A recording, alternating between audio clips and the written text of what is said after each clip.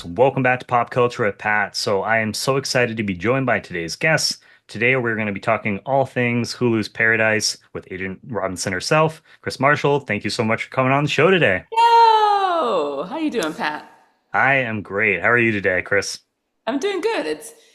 It's pouring raining in Los Angeles, which we needed rain, Oh, but it's quite a lot of rain. Yeah. yeah, no, I mean that's definitely some good news. It's raining here too. I'm in New Hampshire, but it's we had some snow earlier. Now it switched over to rain. So it's been like almost like one thing after another recently, This it is seems like. crazy. This is crazy. We're in the end of days, it seems. Yeah, for sure. I want to start things off and there might be some, I'll just give a heads up to people, might be some spoiler talking here where, we have, the episodes out, but I just wanted to start off by saying, obviously, there's some amazing writing in the show overall, but as far as you as an actor bringing this character to life, what did you want to bring to the character of Robinson outside of maybe what was already in the scripts?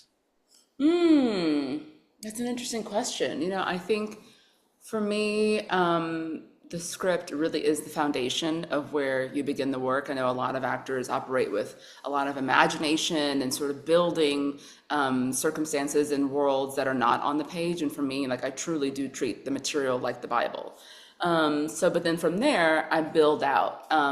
So, of course, we know that Agent Robinson is the head of the Secret Service, and so she's responsible for keeping the president safe. She does a terrible job at that because he dies episode one. But so we know that she's a woman who's clearly very accomplished, very dedicated to her work, and didn't get here the short way. She got here the long way. So that really informed me about like who this person is. And if I'm totally honest, initially I did not love Robinson. For any of your viewers who have seen For All Mankind, I was for the last few years playing a very lovable, warm, sort of like the heart of the show kind of character. And then you see episode one that, Robinson is essentially just this bitch. And everyone was like, God, she's the worst. And here comes the dragon lady. So I was like, okay, I don't, how do I feel about playing this character who is not well loved?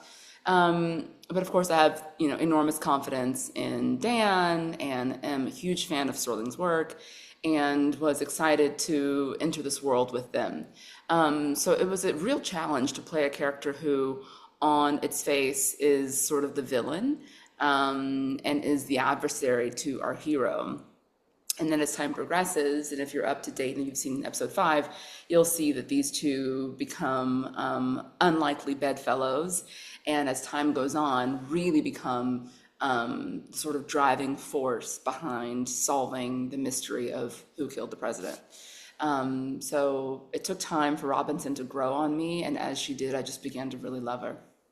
It must have been really fun though, like you were saying, where you played a character that was so beloved, going to a character that you kind of were conflicted with and not sure. It's like, I don't think people are really going to like this character. It must have been fun to kind of just switch up that dynamic for you. It is, it is. And so many people have said to me, like, I can't believe that that's you. It doesn't seem like you at all because I'm like, oh my God, just like very silly. But I think that's the sort of beauty of getting to be an actor and like play pretend for a living is like really diving into how does she move? How does she dress? What parts of herself does she want to keep buttoned up? So for example, like with costuming, Sarah Evelyn, who is our costume designer, she's incredibly talented. We talked a lot about how because this sort of inverse of Robinson is very chaotic, very unfinished, very unraveling, the sort of woman who is sleeping with a married man, what does that person enter the world like? Well, for me, she enters the world very buttoned up, very restricted. So we wanted to do the costuming where all of the shirts are buttoned all the way to the top of the neck, and the wrists are buttoned all the way to the ends of to keep the sort of aesthetic of a person who completely has it together because in her private life, it's in fucking shambles. So I thought that like juxtaposition of how is she perceived in public versus how is she perceived in private. And so then we see the scenes of Cal and Robinson together, just in this very sort of like loosey-goosey negligee with no bra on underneath it. I just thought that was really fun. And again, totally different than anything I've done, maybe ever. I love those little details too, just the having everything being buttoned up. So now I'm going to go back and rewatch the series and just really pay attention to those Yeah. specific scenes because sometimes you don't necessarily catch all those little details. And those are some of my favorite series or movies where you can go back and watch a thing multiple times and pick up on little details every single time that you watch it. Yeah.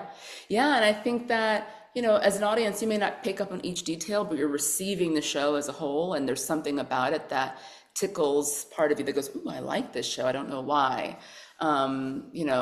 Watching Cal and his relationship with his father, who's played by our lovely actor Gerald, and then the relationship with his son, who's played by Charlie, seeing that these three men who were very different, but all sort of existing in the same place where they have these love relationships that they weren't allowed to have. Our grandfather talks about how he was in love with Cal's mom, but the family didn't approve. And then, of course, Cal's in a relationship with Robinson. And then we see the same with Jeremy's character, who's played by Charlie. He's in love with Xavier's daughter. So they've all got these complicated relationships. And I think episode 5 really spills that. And we're seeing it play out both in the large scheme and then in the small dynamics of this family. Spoiler alert to anybody who hasn't seen episode 1, you know, you're reminded in our world that wherever you go, there you are. And so whether, humankind is on Earth's surface, on the moon's surface, on Mars' surface, or down in this bunker, we're still talking about family stories. We're talking about generational trauma. And I think that's some of the beauty in Dan's writing and in the world that we built in Paradise.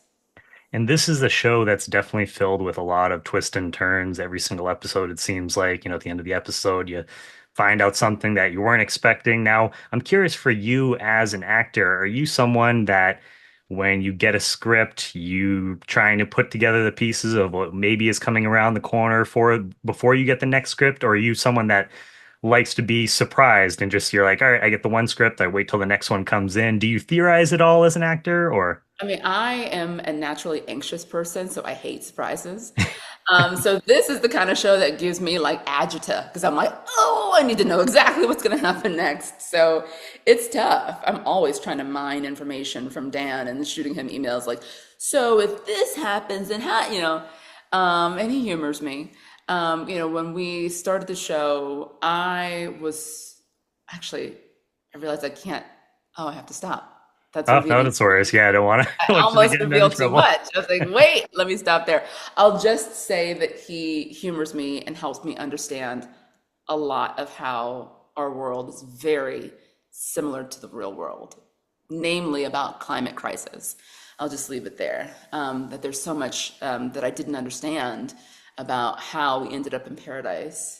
And we will explain that in episode 7, so I can't give that away. But That's a nice little tease. it's really beautiful and also frighteningly close to home. I'll just say that. Frighteningly close to home. Yeah, does working on a show like this where you're dealing with, the world as we know it is basically gone, does it Mhm. kind of force you to think differently about what the future potentially looks like for us, coming down the line at some point? Absolutely. I mean, not to be just a huge Debbie Downer, but the last month of living in Los Angeles, of living in an evacuation zone, of being put out of our home for nearly 2 weeks, was a really rude awakening that this is not just an inconvenient truth that Al Gore told us about 15, 20 years ago. This Yeah. is not just some, plastic straws versus paper straws kind of thing. We're seeing in real time what it looks like when we disrespect our earth, which is our only home. We don't have an option B. We don't have an Earth 2 to go over to. So for me, this show, which we shot this time last year, felt like this far off idea of, oh man, that's too bad what happens in that fictional world. And then now, as we're promoting the show and we're observing devastating fires met with presently floods, it's just really eye-opening to realize what happens when mankind takes advantage of our planet. It's Yeah. scary how sometimes it is to see art imitate that. And even though you guys like filmed the show too, I thought I was watching another interview or something where Uh-oh. someone had mentioned that they had started writing this show years ago. So it wasn't even something that they just started doing this like in the past, the year before you guys started shooting or anything. So this has been in the works for a while It now. has been, and it's really creepy and feels very like Nostradamus-like that so many of the things that have happened in season one, especially as the episodes go on, are frighteningly familiar with what's happening in real life. And no, Dan, of course, doesn't have a crystal ball, but he started working on this years ago. So yeah, it's crazy. Now, as far as, because we'll say as far as episodes 1 through 5, when it came to reading through the scripts, do you have a favorite moment that you saw translate from the script to the screen once you guys were actually done? Oh man, there's so many favorite moments. My real favorite moment is in episode seven, so Uh, we'll have to come back to talk about that one. yeah. But so much of the relationship between Cal and Robinson on the page was very beautiful, but wasn't fully fleshed out. And I don't think you can flesh it out. You know, romantic relationships, the words are never enough. So even though Dan and our writers have written a really beautiful world, there is still so much sort of blood, bone, and marrow that needed to go into that relationship. And it didn't come to life until James and I started to have rehearsals. You know, we had these long and very beautiful intimacy rehearsals to kind of say, like, okay, are you comfortable with these kind of kisses? Are you comfortable topless? Are you comfortable in underwear or just shorts? You know, whatever. And so that was when it really felt alive and like static cling, you know, like when you're walking across the carpet and you go to open the door and you get that shock and you're like, whoa, that was a jolt. And that was how it felt. Like we had read it, it felt lovely. And then once James and I were in the space and we're playing, it felt like this is alive and kind of crackling. And so then to see that crackle come to life and be on screen was riveting. I mean, there are moments when I was watching the work between he and I, especially the scenes in the bedroom, and I kind of was like watching through closed fingers because I feel like a voyeur. I feel like I'm looking in on two real people who love each other and hate each other and are having this very intimate conversation that I should not be a part of. So that was really fun. And then the other part, which we'll see, I'll tease a little, we'll see in episode six. You know, there is a real fraternizing relationship that Surly and I have in real life. We really get on very well. And so that brotherhood sort of friendship that he and I have, we don't see much of that in the first half of the season, and we really see it get going in the second half. And so I'm excited for the audience to see that world of he and I as Frick and Frack, Batman and Robin, kind of getting to do our thing. Oh, I Yeah. love that. I can't wait to see it. And you've gotten to work with him before too, so you guys got to reunite on this project, right? Yeah, yeah. And I mean, he's just, to me, he's one of the best actors living right now. I mean, I think he is incredibly intelligent. His observations are astute. And he's also just so easy to get along with. You know, I'm a yapper. Sterling is really cool in the way that when we're rehearsing a scene and our director will give me a note, and then I'm like, okay, I could see how that works, but I could also see this. And then Sterling kind of just comes over to me and he's like, Mama, take the note. I'm like, yeah, okay, I'll take the note. So he's just cool that way, where he's like got your back like a brother. You know, I guess technically he's our boss because he's the executive producer, but it never feels like that. It just feels like getting to work with a dear friend who you really respect. And so getting to come back together again and be together, working every day for the 6 months that it took us to make the show, it was just such a treat. I couldn't love him more. I've been following his career for a while now too, so it's really coll to see him in this show. And because I think the first thing that I saw him in for the first time was Supernatural. I don't know if you ever had a chance to watch that, but he appears in Heaven. like a handful of episodes as a hunter. And so yeah, just really cool to see where he came from there. He had done other stuff before, but just to this point. And I mean, you guys have an insane cast from top to bottom with this Insane. series. You were talking about James Marsden, which I think I was watching another interview where you had just mentioned that you were so excited to work with him on this project, and you had mentioned a little bit about it already. But what did you just kind of learn from that experience, I guess, of getting to collaborate with him in this role? Yeah, I mean, I think, when our cast, when I got offered the role, of course Sterling was attached, but James had not been cast yet, and neither had Julianne. So as our cast came together, I was in awe and also absolutely intimidated. I'm like, you have an Emmy, you have an Emmy, you have an Emmy. I ain't got no Emmy, so what am I doing in this room with these people? So that intimidation factor definitely played into it. I mean, I was, a nervous wreck in the first few days of working. Um, but I think getting to see their process, they're all so different. They all operate with such different energies. Julianne is soft-spoken and a woman of few words, but really takes the work very seriously and is incredibly good at what she does. James is as smooth as honey. He's very easy to spend the day with, very laid back. I mean, he reminds me of like a Frank Sinatra or kind of like a 1950s jazz singer where he's just like so cool. Sterling can be very silly, very animated. So you're just watching these very different artists who come at the work from very different ways, but with a really clear common goal, which is to tell the story in a beautiful way, to respect the people that they're telling the story with, and to make a beautiful TV show. So yeah, it was intimidating, but eventually I got my sea legs and I think I did okay. Yeah, I was gonna say, just coming from at least from myself, you killed it in this role. So just know that. I mean, I don't know how much weight that carries, my opinion, It but does, I thought that Pat. you It killed means it a in this lot. role. But yeah, I mean, and Julianne too, like you mentioned, you guys share. It's funny that you mentioned that she's kind of soft spoken because you guys share some very intense scenes between your Yeah. characters, and so for you to say that, but I feel like sometimes that often is the case. Like a character can be really serious, and then like in real life they're just like a big, lovable like bear or something like that. So that's funny to hear Yeah, that. I think that's the beauty of being, a good actor is like being able to really delve into that world. And, Dan has written and created these really multifaceted, layered characters who are not just one thing.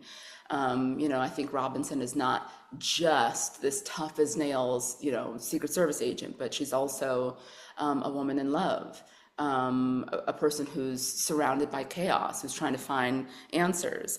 So each one of our characters, Xavier, for example, is sort of very serious on its face. And then we see at the end of the pilot that he basically says, I'm never going to rest until you're dead. So it's like we see this person who's very loyal and a good guy, but then also is very vengeful. So we've been given such a gift to play characters that are so complex and interesting. Now, if you had to live in the world of paradise or something similar, at one point, one of the episodes, they're talking about what are some things that you would miss most, just everyday common things. What are some things for you that you would miss most from your life? Oh man, maybe because we're getting so much of it right now, but I really love rain. Yeah. I love the sound of rain. I love the sound of thunder and lightning. I love the smell of after it's rained, that kind of like wet, damp grass Yep. smell. I also love the smell of gasoline, which in our world we don't have because everything is, battery powered and electric. But I like the smell of gasoline, of campfires. So weirdly, yeah, fire and rain. I love those two things. I would miss the ocean. Yeah, I miss like the salt and the taste of salt in your mouth, sand in your hands, wet sand. I mean, I think being one of the last 25,000 people on Earth would probably be, of course, a real privilege, but also I can't imagine the survivor's guilt that you would feel knowing that everyone you know and love is gone. Oh, for sure. It's a lot. Yeah, and at one point too, they're talking about that they brought in sounds of all the different birds that And they insects, recorded all. yeah. Yeah, and that's something that I feel like I would miss too, because sometimes I'll just go outside if I need to disconnect from the world, I'll just go outside, sit on the back deck, and we have a couple bird feeders and just sit there and watch some of the birds come to the bird feeders. And so you have the sounds, but you don't actually see the birds. And so something it just, really calms you down. It's like those little things that we don't necessarily think about every single day that you're like, man, yeah, we'd really miss that if that was just suddenly, gone one day. Yeah, yeah. And in our world, we see that dogs are disallowed. You weren't allowed to bring pets to the bunker. So we've got one dog who's been snuck in, but no pets. Heartbreaking. So Oh yeah, yeah. no, yeah, I can't even imagine it. And this world or this show, I should say, it's been received so phenomenally so far by audiences. I mean, you've worked on other shows too, where you've, like you mentioned, your other show for All Mankind, but what does it mean as a creative to have a show and character just connect with audiences on the level that it has for you? I mean, I feel like I am in a dream sequence. I feel like I'm gonna wake up and it's all gonna have just been like, oh, what a lovely dream. To make something that feels important, that feels interesting, exciting, to spend long days. When we started the show, I had recently had a baby. So, you're spending hours and hours and hours each day, 12, 14 hours plus the drive time, maybe 15 hours away from your kid all day long. And you make something that you love and you just want people to like it. And it's not guaranteed. So for us to be a year out from when we made it, and have folks come up to me in bars and restaurants and grocery stores and saying, "Hey, I don't want to bother you, but I love Paradise." I'm like, "Oh, thank you so much," because you know, right now with there being so much pain in the world, like I mentioned, being in Southern California and having there be so much destruction, and knowing that there is something that can connect folks that they can talk about online or talk about in the office or talk about in a group chat and feel connected and feel like they have a little escape from everyday doldrums. I just think that that's the coolest thing. I think that's the reason why we tell stories. So I feel very grateful to our audience and really privileged to be able to do this for a living. Well, I can't wait to see how the rest of the series, how it plays out, because it's had me on the edge of my seat so far. I just want to say thank you so much for your time today, Krys. To wrap things up, is there anything else that you want to say about the show overall, and where can fans stay up to date with your work? My question is for you. I want to know who you think did it.